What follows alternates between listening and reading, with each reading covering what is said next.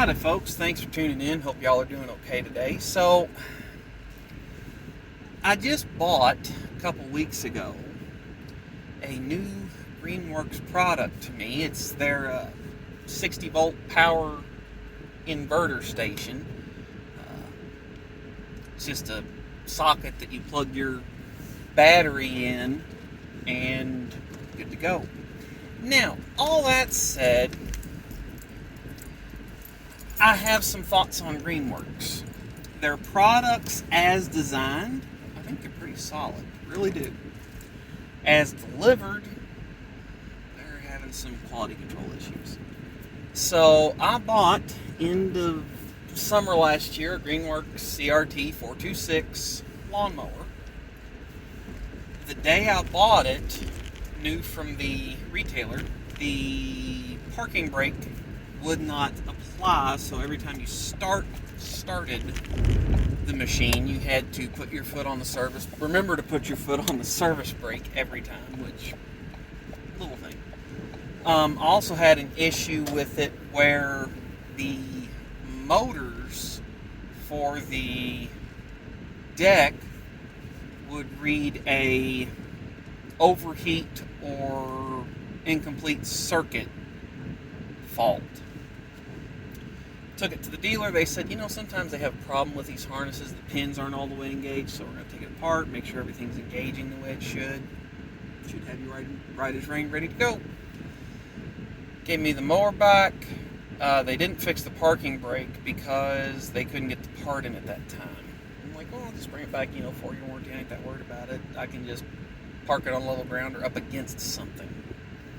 Kept having problems with it reading an overheat condition. It wasn't a steady thing, like it come and go, and then finally it got bad enough where they could diagnose it, and it just needed a motor on the deck.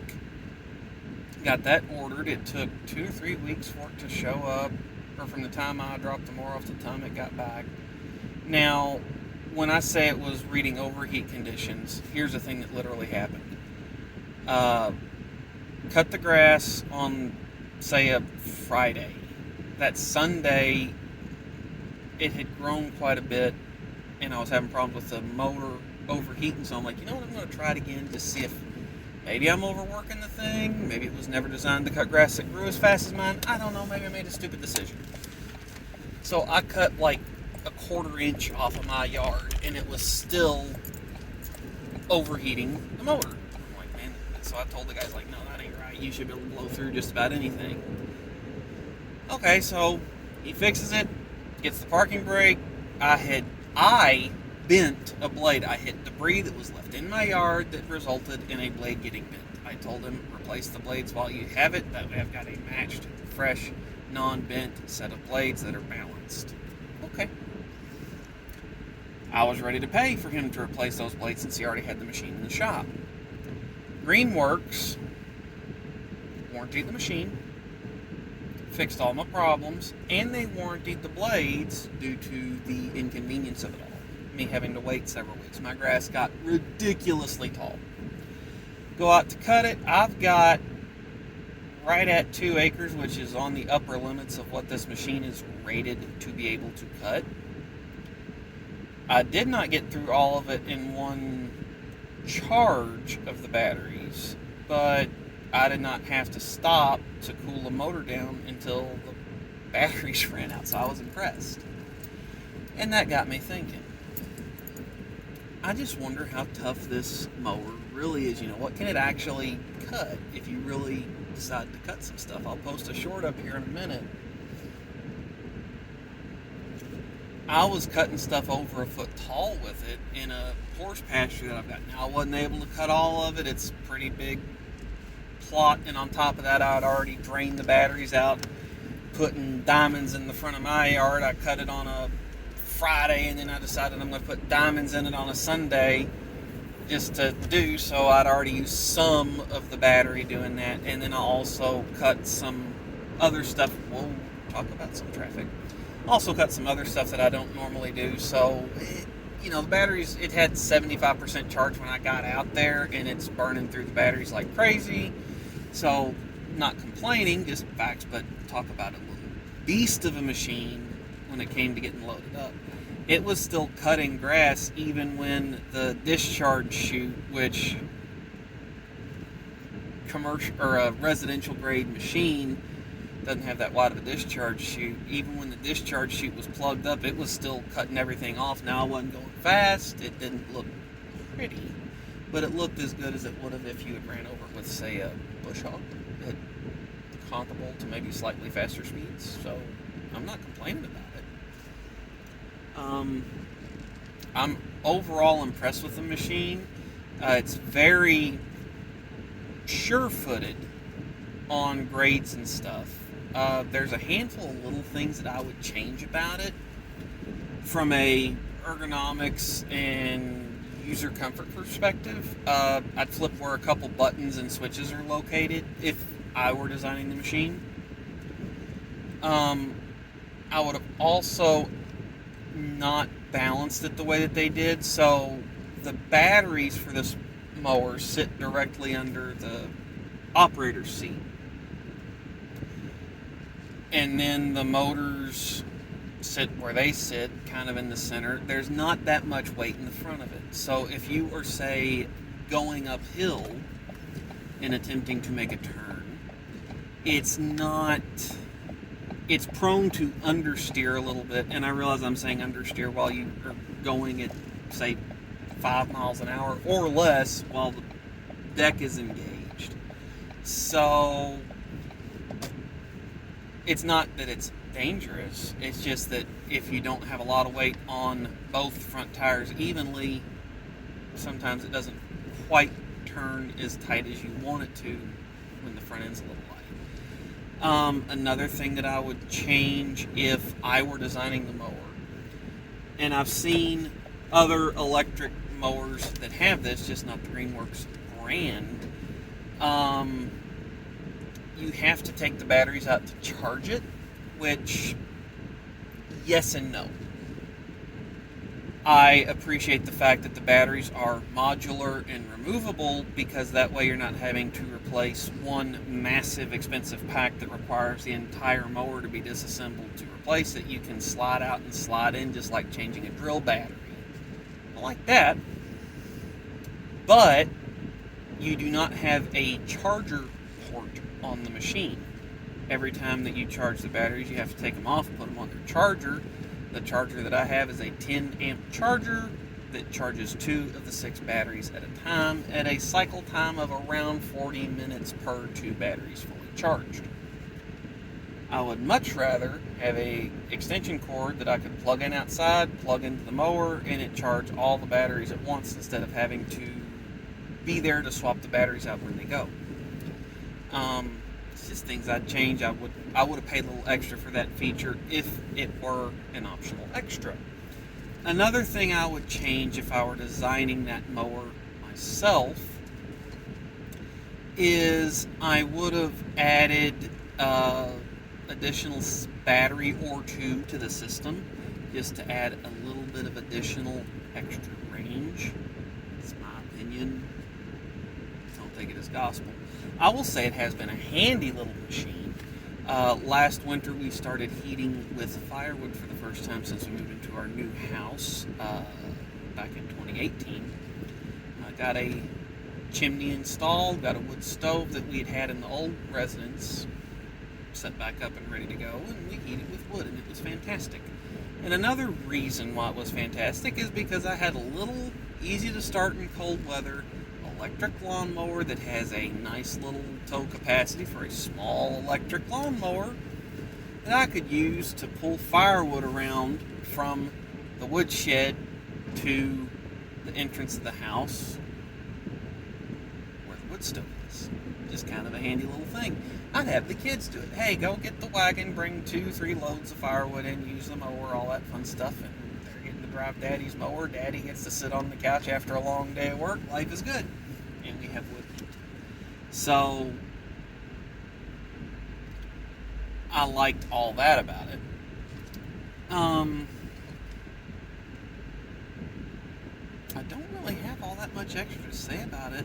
Like I said, as delivered, wasn't all that impressed. As it was designed to function, which is the way it's functioning now, I'm very tickled. it plows through grass like none other. You can actually hear when you get into thicker stuff, you'll hear the motors apply extra torque to the blades. So if you get into really thick grass and drag the blades down, you'll hear them bog, and then you'll hear them speed back up. One other thing I would change. So since it does not have gears per se at all, you have a cruise control feature tied into the electric motor that drives the mower across the yard. I like that because you don't have to pedal all the time. I never like pedaling my car when I'm just cruising down the interstate. I set the cruise anytime I have to hold steady speed for more than, say, 30 seconds. Well, anyway, the thing that's weird about this is the system isn't quite as fast to respond as I would like. Say you're cruising, the top speed with the blades on is about 5 miles an hour. Say you're going about 3. Set the cruise, you're just steering the mower, blades are on, life is good. None of the hills in my yard are very long, but I have very hilly terrain. So say you get caught on a bump and you're going uphill, it'll slow the mower down to about half its speed. It'll apply extra torque to the motor. It's the drive motor to get you going up the hill. It'll feed that in, you'll get rolling, and then you'll start to go down the other side, and you'll be flying coming off the other side of that hill. And I say flying loosely. The max speed is 5 miles an hour. You might get going 6 because it doesn't react that fast. I equate it as like being pulled around on a bungee cord. So the truck that you're getting pulled by will not stop no matter what, and you're on a bungee cord. So eventually the average balances out where, yeah, you've averaged, say, 3 or 4 miles an hour the whole time you're cutting the yard, but you might have hit 6 or 7, or you might have hit 0 for a second. That's just a little weird. Takes some getting used to. There was one other thing that I wanted to mention about it, and I can't remember what it was.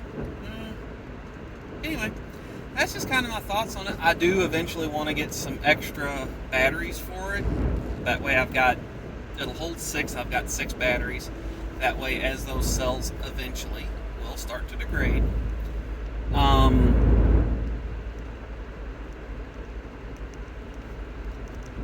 I've got spares, and also that way I can guarantee to get through without having to wait on extra batteries to charge again.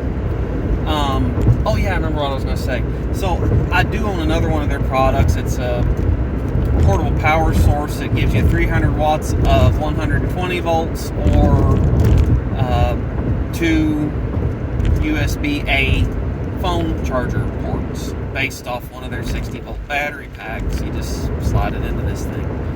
I bought one of them. It arrived broken. I decided, you know what, I want to see how fast this thing will charge my phone. Plug my cable into it, turn the thing on, put the battery in it, plug my phone up to it, turn the thing on, it comes on. Within 5 minutes, it goes, there's a little spark, and there's a little smoke, and there's the smell of the burnt batteries.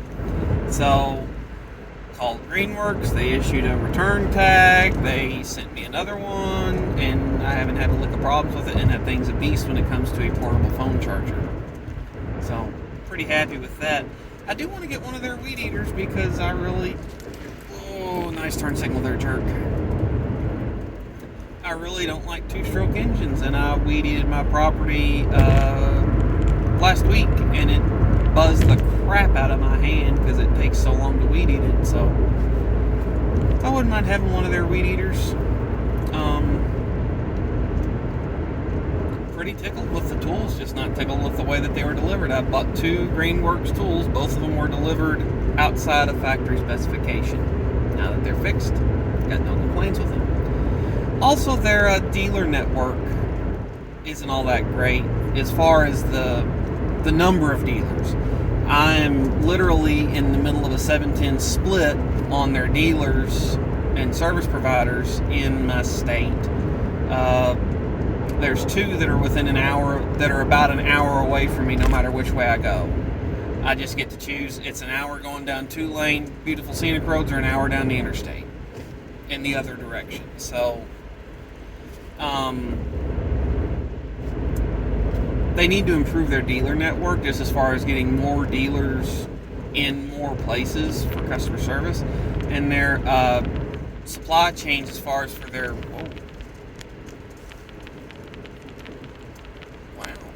their supply chain as far as for their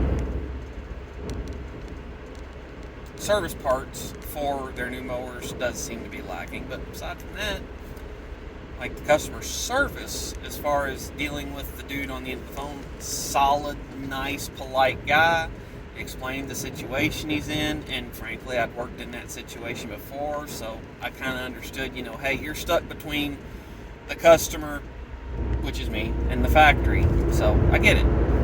Ain't none of it fun. But he's like, I'm doing everything I can here, but I gotta go by what they say in order to get paid and get the parts covered and all that. I will say that when I dealt with waiting so long to get my mower back, they did comp on warranty the blades that I admitted on paper that I bent, but they comped it due to the delay, which I was pretty happy about. So only thing it cost me was gas to drive the mower to and from, which wasn't all that much. Just more of a time soak than anything, because I had to drive an hour away to drop it off, drive an hour home to get home, then drive an hour away to pick it up, then drive an hour back to get home and cut my yard. So, but pretty happy with the way the machine works. I really do not have complaints. So, matter of fact, it's like one of my favorite pastimes on the weekend. Go grab my batteries, throw them in, go cut grass. One thing they did provide with the mower, they provided a very nice carry bag for the batteries. It's partitioned out where you've got one partition of this sack for each battery. You've also got a spot for keys or whatever you want to put in there. It's got a USB-A output on the mower to charge your phone, which is really nice. The headlights on that mower are fantastic. I've mowed when it's pitch black off those headlights, and that's actually like kind of peaceful. Sit out there listening to music or a podcast or whatever. Mowing in the dark, it's cooler, more comfortable. That's a serious, enjoyable experience. I enjoy that. Another thing that's handy about the way that this mower's set up, it will run on as few as one of those 60-volt battery packs. Only thing it affects is your run time. So the thing that I find handy to do when I'm done cutting for the day, I will come up to the front of my house, right by the front porch, park the mower, remove all but one battery from it, and then I will drive the mower on its one battery that's somewhere between 5 and 10% down to my storage shed, where I only have to carry the one battery back up, because that carry case does get a little heavy. What was I getting ready to say? I had another thought. Something else that I think is a handy feature that this machine does is, say you get sucked into just driving the mower, you're not paying attention, be worried that you might run the batteries down. Well, I thought of that. The blades on this machine will actually cut themselves off at the 5% mark. You go into a reduced maximum speed mode in order to maximize the distance that you can move the machine in its reduced power state. And they calculate that at 5% you should be able to go approximately half a mile before you're completely dead. So, like, I won't even pay attention to the battery gauge. I'll just mow till the blades cut out, turn the blades off, which, I mean, they'll shut off, but then I'll just drive up to the front door and start charging batteries if I run out of battery charge. So it's just one of the features that I think is nice. It also has a cup holder, a little slit for your phone to sit in while it's charging. It's got a weatherproof plug for your USB-A slots.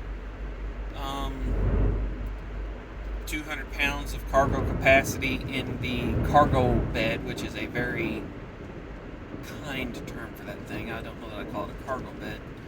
And then 200 pounds of wagon or trailer pull capacity, which is plenty for moving just a little bit of firewood around on the farm. So all in all, I'm pretty happy with the machine. So I think I've rambled on long enough. Thanks for tuning in, folks. I will catch y'all next time.